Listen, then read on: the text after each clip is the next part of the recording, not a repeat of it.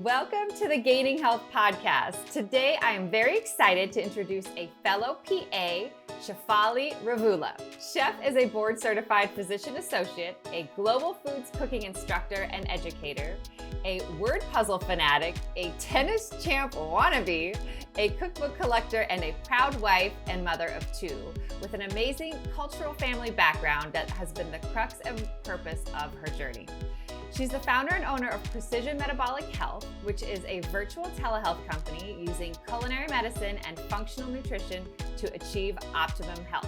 She's also the owner and founder of the online Food as Medicine Academy, a virtual global platform teaching culinary medicine. She's taken coursework and training in functional medicine, obesity medicine, and nutrigenomics, and I'm so excited to have her here with us today. Welcome, Shef. Thank you. Gosh, that was so nice and sounds like, I've done a lot and totally reflects my age. You have done a lot, Shef. I mean, I think this is so cool. You've really looked at all of these different facets and really combined them into something so powerful. So tell us, where did you start off with this whole journey? Can you tell us where you started and kind of how you made your path to where you are today? Yes, absolutely. Sorry. What did I just do?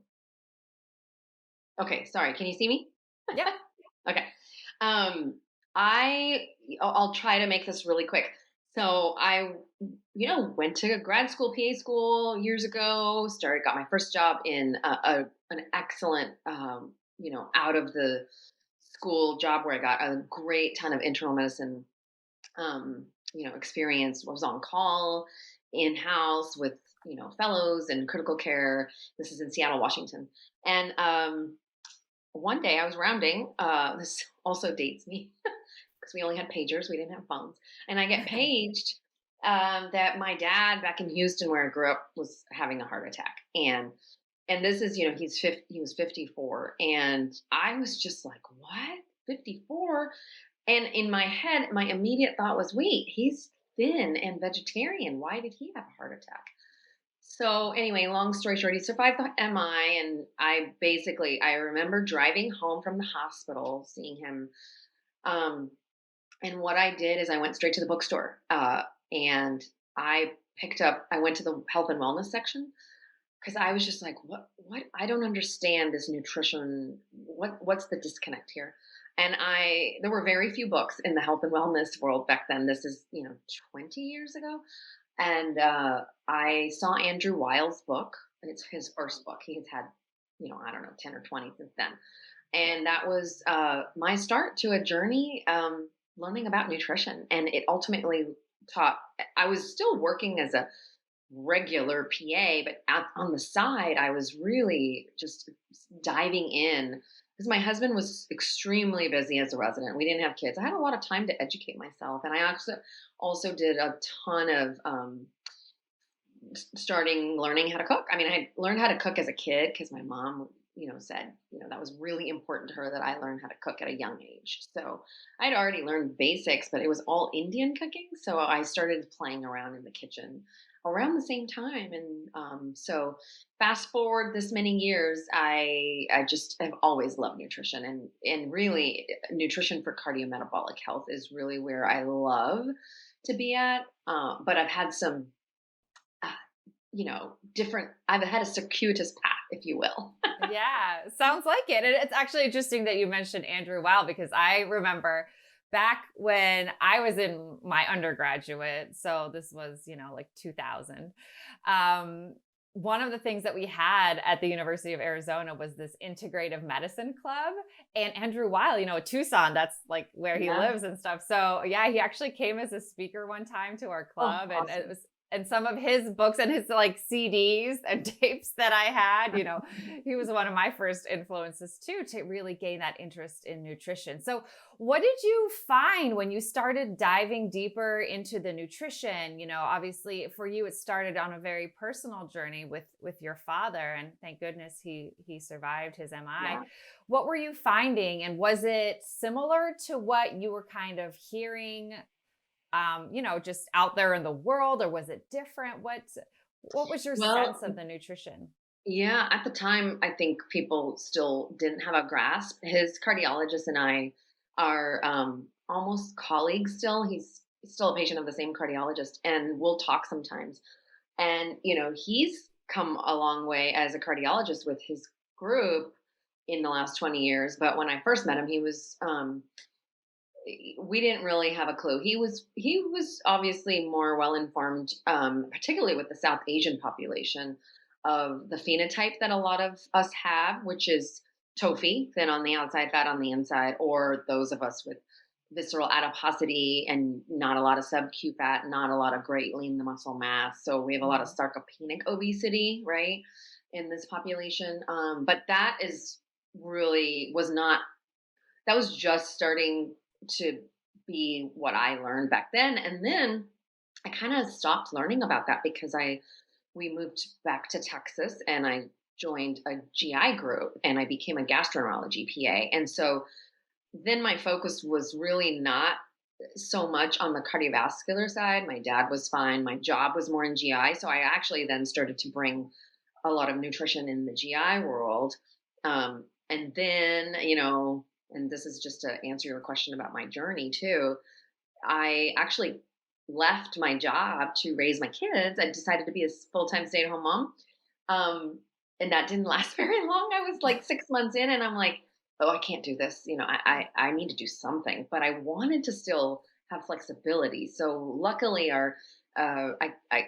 we could be supported on me still being a stay at home mom and me exploring a career as a culinary instructor. So I began to teach regional Indian cooking classes in our town, and it really wasn't a food as medicine approach initially. I was just kind of dabbling with learning how to write recipes, learning how to write for food magazines, you know, leaving a little catering, etc. So that was, having a food blog, all that stuff. I started to understand social media and the importance of that when I was playing around with that. But then I went back to work as a GIPA after some time. Yeah. And around that time, I started teaching food as medicine cooking classes with a physician who was a fellow out of Andrew Wow's program of the Arizona Institute of Integrated Medicine. And I played around with actually doing that program versus IFM's functional medicine program. Um, so I did IFMs, and that's a long process. So as you know, there's a lot of coursework to be done in that program that you can do either in 1 year or you could do it over a span of a few years. So yeah, so that was where I landed. I went back to GI, and then there's more to the story still, but you might have questions. Yeah. So did you find that there was a lot of crossover between the cardiology and the GI side, or was kind of the nutritional recommendations a little bit different? And also, are you finding, were there any, cultural struggles that you struggled with any of your patients as far as changing their nutrition, or, what's kind of been your experience with that? Yeah, so in conventional GI, because I was with the same group for years off and on, and I'm not with them anymore, but I'm still very connected to them. In fact, I just left this weekend from the same like GI conference where I was giving a talk on prescribing diet and lifestyle for your fatty liver patients. But Mhm. so I'm very much in touch with the GI world. But what I found in conventional GI is it's conventional GI. There's not a lot of time that we all have. I mean, luckily as PAs we have more time. Certainly, we tend to have longer visits, and we don't have to scope, etc. So I was able to bring in nutrition into that practice, but it just wasn't as much as I wanted to do because I Mhm. think, you know, patients need a lot of accountability, a lot of coaching along with the education piece with this. And so if you're not seeing somebody regularly, depending on your personality type, it's really hard to sustain something. Yeah. So I just felt like I couldn't give enough nutrition advice. I don't know. Hopefully that answers your question. Yeah, I mean, I think those time constraints can be really difficult, and it's nice when we do have a little bit more time, and the frequency of follow-ups I think is so important too. I know for me, it was always, at least monthly, especially early on. And then, as patients are, changing their lifestyle behaviors and they're getting into a better groove with some of these things, then maybe we can space it out to every 6 weeks, every 8 weeks, maybe every 3 months. What was that like for you as far as the frequency of follow-ups that you think is kind of necessary, especially when patients are making these difficult lifestyle changes? What are you finding? Yeah, I mean, in conventional medicine, I think it's just probably hard to get those frequency of visits paid for. However, I think a group visit model is key. I mean, that we should talk about it if we have time to, because I thought I think that's a really valuable tool to use in conventional medicine that's underutilized. Yeah. I to It just reminded me when you were saying this that when I was in conventional medicine and conventional GI, I felt that uh, it, in the old time, like early on, the advice in this sort of conventional approach is very much, you have to get through the day and give go through not only interpreting their labs and assessing them and evaluating them, but then you also have to deal with the management, right? And so the management Mhm. piece is often pharmacotherapy as a often band-aid approach to helping them feel better. And so what Right. do? We give them antispasmodics for IBS, or we say, oh, if you've got fatty liver now, go, all we can give you is a research trial because there are absolutely no, to this day, medications yet, approved for fatty liver disease. So it's not until now at the last few GI conferences that I've been to where they're starting to actually, like, conventional GI, thinking about and making sure they talk about complementary alternative, CAM and alternative therapies a little bit. And really with fatty liver, they're starting to say, we still don't have a medication. We've got to talk about diet, Hmm. but they don't know how to talk about it. So, Right. they just say, like, I started out my talk this weekend just saying, yeah, we know we're supposed to prescribe 10% weight loss for fatty liver. That's established. But then the how to, how do we tell these people? Like, what do we tell them? And when do you refer? You know? Right. And I think that's really important. When do you refer? I think, more and more people are starting to recognize obesity as a disease, and they're Mhm. recognizing the importance of that, 10% or more weight loss for patients with fatty liver, but all these 236 plus medical conditions, really, Right. Yeah. right? And so what do you find has been helpful for your patients to help them achieve that 10% or more weight loss, because we know that just telling patients to eat less and move more and just telling them, yeah, you need to lose weight, that is not helpful. So what have you found in your practice to be helpful to help people get to that point and maintain that weight loss? Yeah. So it's different in where you're at. So I think for conventional medicine, I think you really have to meet them where they're at. So it just depends. Like, I really like to think of attack with let's get the low hanging fruit first. So Mhm. off the sodas, off the fructose, reducing or stopping the alcohol, and then those would be like the top two remove, and then the top two add would be fiber and protein.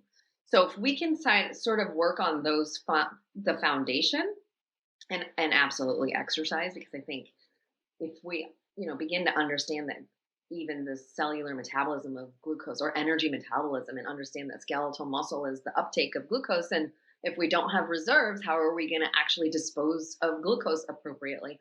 So all these foundational pieces are important, and that's going to be giving you more sustainable weight loss. Now, yes, you could do more short-term approaches, keto, therapeutic carb restriction, keto.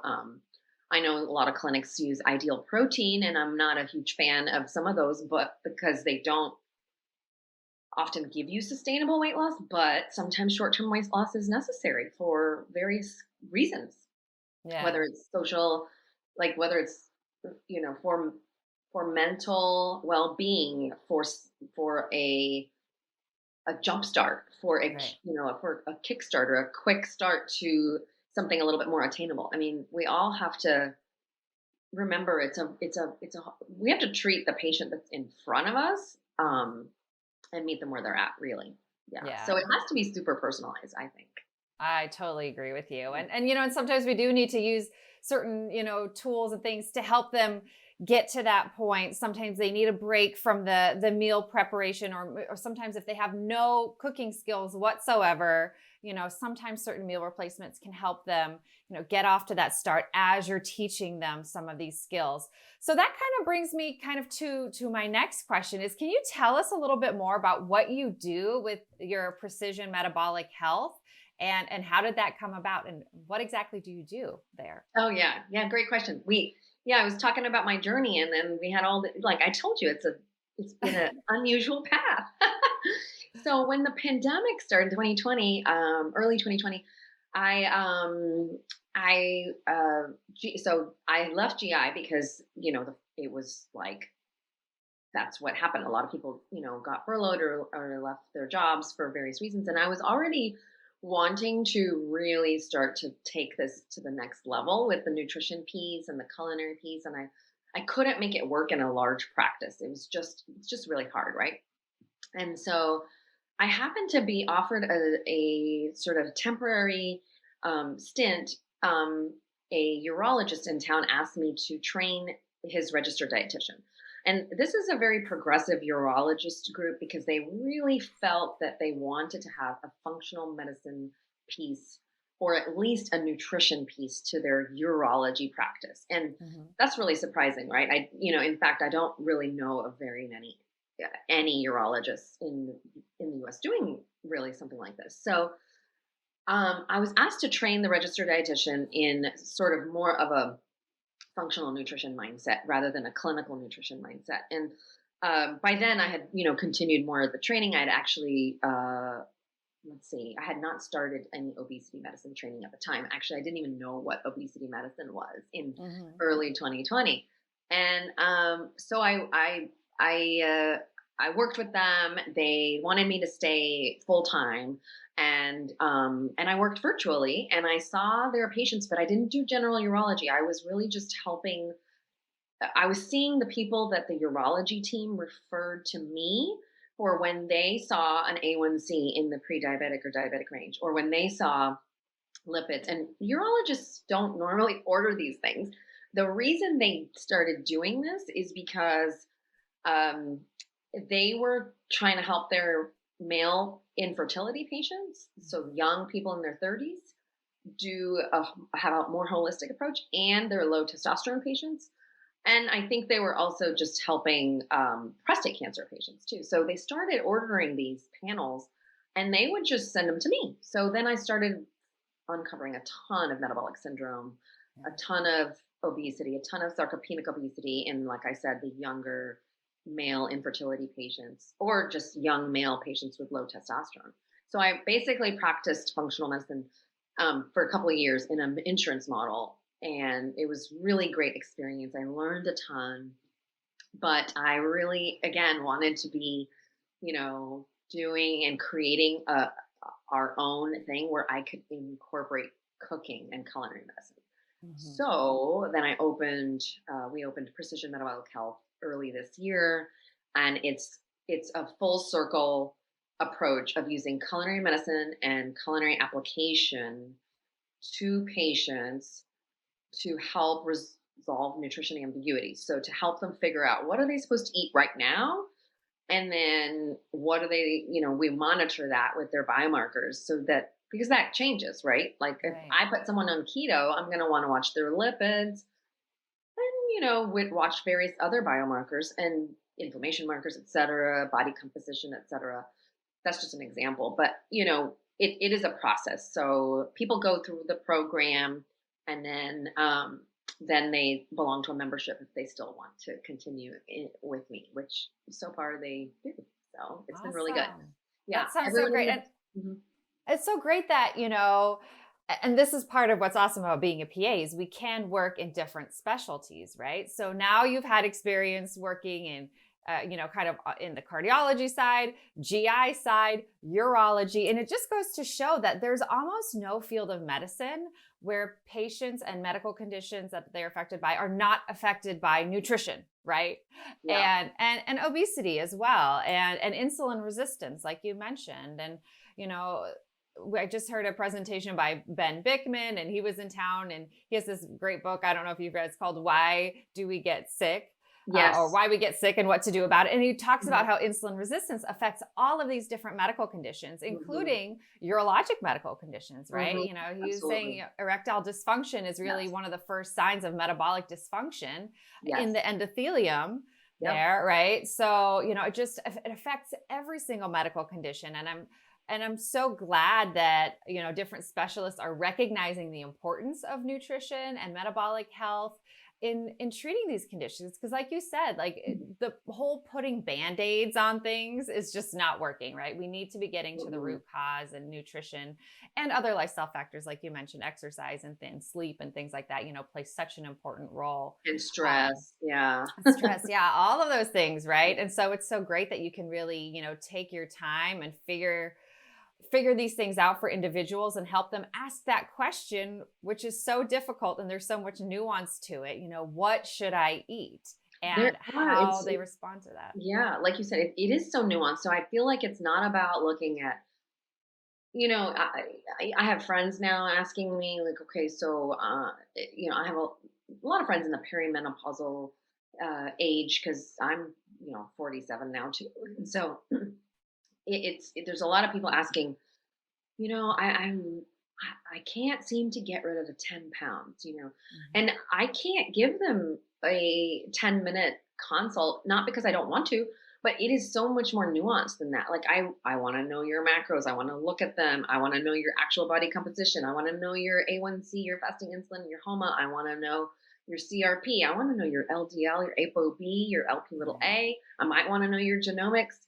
I want to know your LFTs. Like there's a lot to put into it, and that's why I think, yeah, I just feel like I have a Venn diagram of our practice, because it's like when I was trying to figure out what is I'm not, you know, I don't do all functional medicine. I don't do all obesity medicine, and I don't do all, you know, preventative medicine or whatever. But I feel like I'm this intersection of a lot of it, and Mhm. the whole central premise is to help people figure out what they should be eating, and then how to get it in their diet.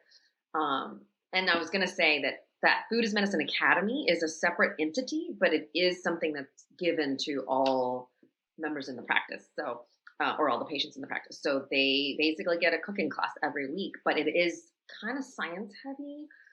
And that's where I'm trying to figure it out. Like, it might be too science heavy. So there's like 10 minutes of like education and then 20 minutes of culinary application. So, Okay. for example, like this whole month we're doing a fiber series. Well, fiber, there's so much to talk about. Yeah. This week is going to be just on resistant starch. And actually, did you know, Carly, I wanted to talk to you about resistant starch, and apparently the fermentation of it helps secrete GLP in the gut. So, which Mhm. then acts centrally, which is really fascinating. So you could really possibly be eating a lot more resistant starch. I mean, not that you want to do a lot of anything, everything in moderation, right? Right. Yeah. I think that study, just looking at how do different foods affect the different GI hormones and the different satiety hormones and appetite regulating hormones, I think that is so fascinating. And I think Right. there will probably be a lot more research. I hope there will be a lot more research done in that area, because the more and more we're talking about, you know, nutrition and what to eat, you know, the more we're starting to recognize how important these factors are in, because the goal is really, especially when we're trying to help people lose weight, we want to make sure that they're getting obviously sufficient quality nutrition, that they're getting all the nutrients they need, Hmm. right? But also at the lowest caloric density, right? With the least amount of calories. So what can we eat that is actually going to help promote satiety for people Hmm. and reduce hunger, and not just for that meal, but like throughout the day, right? And so I think that, yeah, there's just so much that we're learning about that. And I think ultimately that will really inform us as far as, you know, what we recommend for patients. And again, like you said, it's so different for each person too, because for one person, one type of food might be more satiating than for another person. Yeah. But I think the more we learn and the more research is out there, the more we can really start to think about nutrition in that way as well, as opposed to, what we've heard in the past where, well, it's just about calories, a calorie is a calorie, and just, giving the same blanket recommendations for everybody. So I just think the whole satiety, hormones, and all of that is just so fascinating, especially like you said, how we can use food to determine that. Because yes, Yeah. we have medications, which is great. It's great that we have anti-obesity medications, and I certainly use these medications as well. But I think there is a lot that we can do from a nutritional point of view to help. There is. And again, it's still also not the end all be all. And yes, I'm a very food first approached, that's the center of the practice. It's culinary medicine. I want to get people cooking and understanding how it informs their body, their microbiome, their biomarkers, et cetera. But it isn't everything. Right. Like you said, and I'm absolute believer in integrative, I'm very much like, yes, you still need your primary care doctor, your internist, you need a cardiologist, you're going to need the specialist, you're going to need that conventional approach 100%. And it's a requirement in our practice that you must have those practitioners to be able to still see me, because you got to have both. Right. We all need both. But I was going to say that you also, yes, food first. However, it's really interesting about supplements because there's a lot of people in the space, not necessarily, perhaps overutilizing supplements, but I think when our soil is this depleted and we are thinking food first, but then we think we're going to get the nutrients from our food and then we don't, and we wonder why. It's much more layered than just, oh yeah, let me eat fresh food on the farm and then I'm going to be fine. And I think in most people you could be fine, but then you have some genetic tendencies where you might be eating up your choline way too fast, or chewing up your B2 way too fast, or you're stressed out and you have mitopenia, and you just need a lot more extra nutrients. So I think there's a role for supplements in the short term, but again, you have polypharmacy in both fields. So we ultimately want to get to a point, and it may take a while to get to that point, to get off of, a lot of supplements and off of a lot of medications. So do you do any particular testing to see, for those specific nutrients, to see if people are depleted or how they metabolize certain foods? Do you any specific tests for that? Yeah, there's definitely some functional medicine testing in the world of functional medicine that we get training on, and they're expensive, and that being said, there's some utility in some of them, and again, this is a very case by case, like it depends on the person. So if they're very data driven to drive behavior change, and if the data tells them, hey, your B's look a little low, your selenium looks a little low, your magnesium looks a little low, I think there's utility in getting that. If you feel like looking at that report would help you start either cooking, and in the short term, maybe you take the vitamins or supplements or whatever to make you feel better. Because I have people in the practice that feel $1 million better. They're sleeping better. They're not reaching for snacks in the late afternoon. They have more energy. They, it's not that the weight is coming off that quickly necessarily. They're doing a lot of our people do. The weight loss is a side effect, I would say, in our clinic. Yeah, absolutely. Yeah. And I think, like you said, too, it depends on the patient, what motivates them. Right. And I think sometimes we do tests because they inform our treatment. But sometimes we can also do certain tests because it really does help motivate patients. And you can tell somebody, well, you have insulin resistance and this might happen. But if they actually see the numbers for themselves, I think that's it hits differently, right? Yeah, yeah. And I when think they the see the continuous numbers. glucose monitoring is, I love that 2 weeks. Yeah. Get it for 2 weeks, and you don't have to do it long term, and it's not good to necessarily do it long term. We don't want to get orthorexic, right? We don't want, I am like such a foodie. Yeah. And part of my motto is foodies can be healthy too. Like I want you to still enjoy food and community and people at the dining table or when you go out. Um, it's hard, it's Yeah. hard. It is. It is challenging. So coming back to, you had mentioned the soil is depleted and there's, lack of nutrients in the fruits and vegetables that we eat now, just because the soil is so depleted. Um, so we know that, if we go for organic versus, regularly, you know, produced produce, we're probably going to get more vitamins and minerals. Would you agree with that? Maybe more we know we'll get less toxins. It Less is more toxins. that what Okay. we probably know. I don't know that we can really determine for sure that the actual food from the earth. I mean, doesn't have as much nutrients. But we know that the species have changed. Like apples used to not be sweet. Right. They're very, very sweet now, right? They used to not be corn. Oh my gosh, it's I love corn, but I cannot stand the supermarket corn. It tastes like sugar. Right. And so, all of these genetically modified foods have affected us. But the toxins is what I would worry a little bit more about when it comes to inorganic versus organic.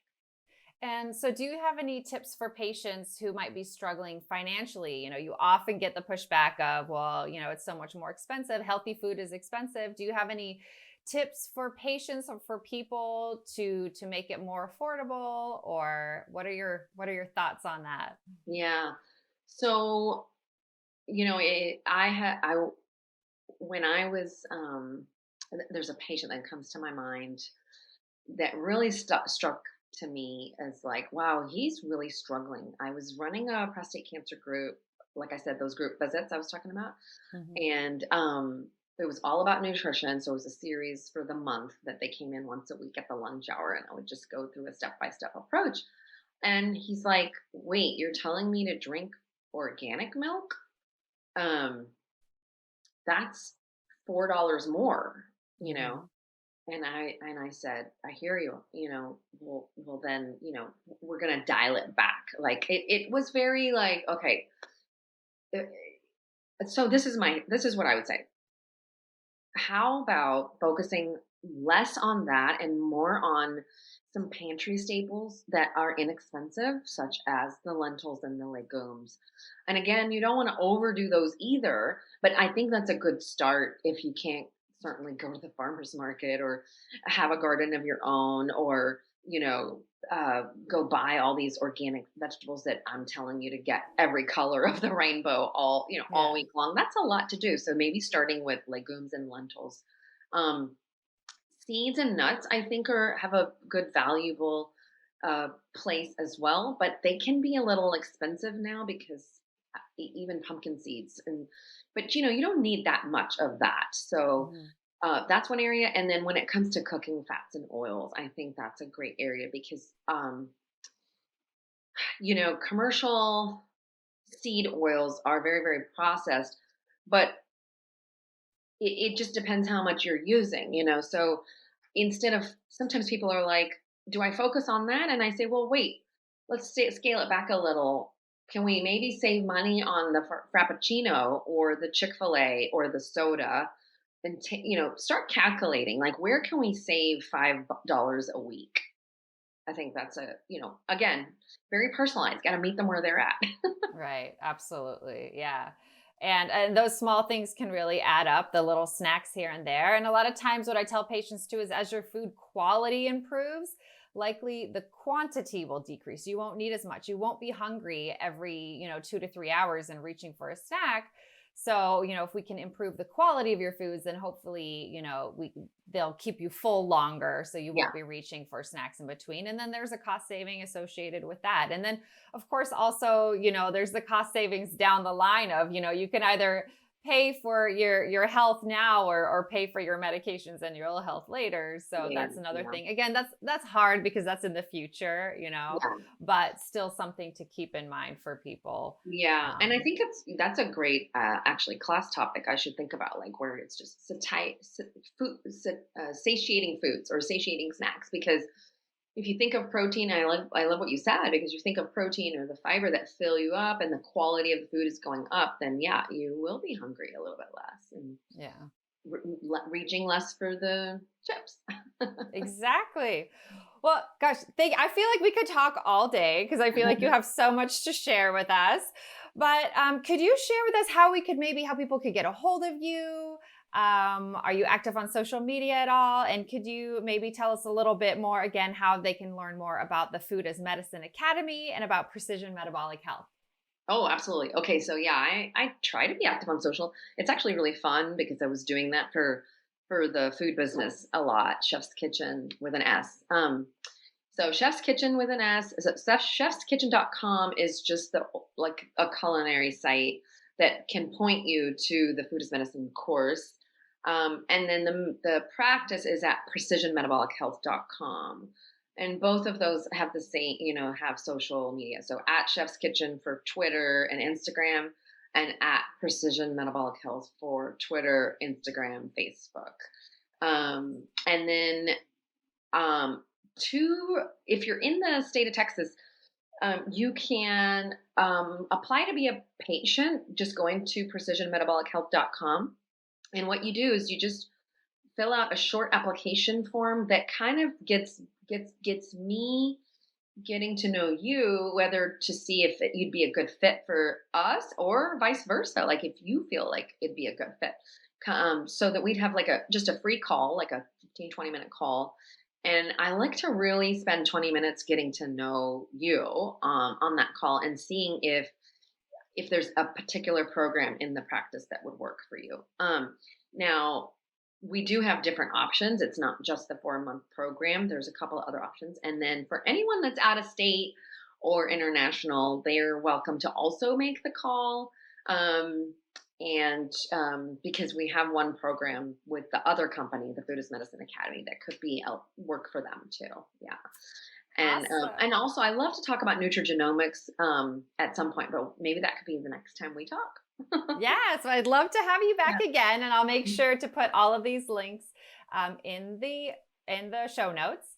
So, and we'd love to have you back again. I think we could keep talking about this all day, so we could talk about. Well, I've learned a ton from you, and so you've been a great resource for me too through this journey. And so, yeah, thank you so much.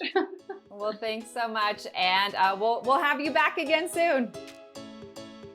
Thank you so much for joining us on the Gaining Health podcast.